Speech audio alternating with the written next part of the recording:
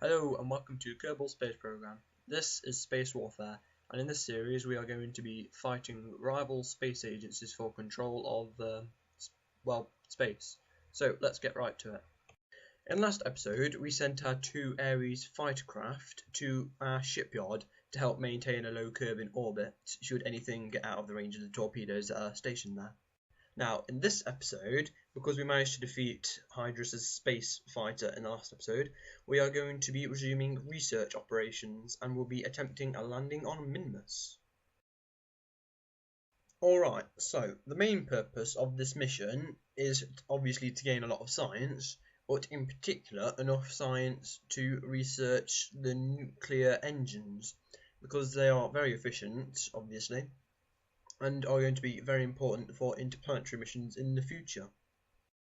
So, as you can see, we are using the same transfer and landing stages as we did for our moon mission, apart from, I think we've got into a bit of a higher orbit with our launch stage before we had to use this, transfer stage, so we should get a lot further with it, even though we probably won't need the extra landing stage fuel because the gravity of Minmus is a lot lower than the moon's, so it'll be much easier to return to Kerbin, or much easier to take off. It's actually going to be a bit harder to actually return because we're obviously much further out. So we've got our encounter here. Now we're just trying to get our manoeuvre node set up so we can get quite low, get quite a low periaps. So then we can determine a landing site easier. I can't speak today for some reason. Anyway, you can see that I've actually got a lot of fuel left, and we've already got low periaps close to Minmus. Now we're going to lower our apparatus until it's roughly the same as our periaps. I use the term lightly. So we will be able to pick a landing site much more easily, and with the amount of fuel we've got left, I think we're going to have no trouble returning once we have. So we're just doing our burn to get down to the surface now, and we still haven't even expended the extra tanks of our transfer stage yet. I was expecting to lose them before I even reached Minmus, not have some left over in them by the time I'm trying to land. With the amount of fuel I've got left in my transfer stage, I might actually still have it when I land, which is going to be a bit ridiculous considering I thought I would need the extra tanks on the landing stage to help me deorbit and return, and I haven't even had to use any of the landing stage's fuel for the landing, which doesn't really make much sense as a design, but I'm going to work with it here, although it might be a bit awkward not having landing legs for the landing. Anyway, we're getting quite low now, and we've just about run out of fuel with our external tank, so we've dropped them, and we're a lot lighter now. So they're going to fall and hit the ground. Oh, and they've exploded. Well, I guess it's a good thing that we didn't have them, because that may have happened to us, I don't know. Anyway, let's do some science and get Jeb out on the ground, even though we still using our transfer stage. The first landing on Minmus of Kerbal. Turns out, it's not made of ice cream. Well, that's disappointing.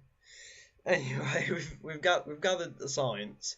That's the objective of this mission, not to bring back giant scoops of Minmus for all the rest of KSC. Anyway, now let's return. Even though we've used we're still using our transfer stage. We've not even had to use our lander for the actual landing. Anyway, so we are just executing our burn to return now after leaving Minmus's sphere of influence, and we have just lowered our periaps to 34 kilometers. That'll be enough to drag us lower our apparatus down until we are completely inside the atmosphere and land. And throughout the entire mission, we haven't actually had to land on Minmus with the lander, we've just used our transfer stage to get there, land, and get back, which is a bit funny, I guess.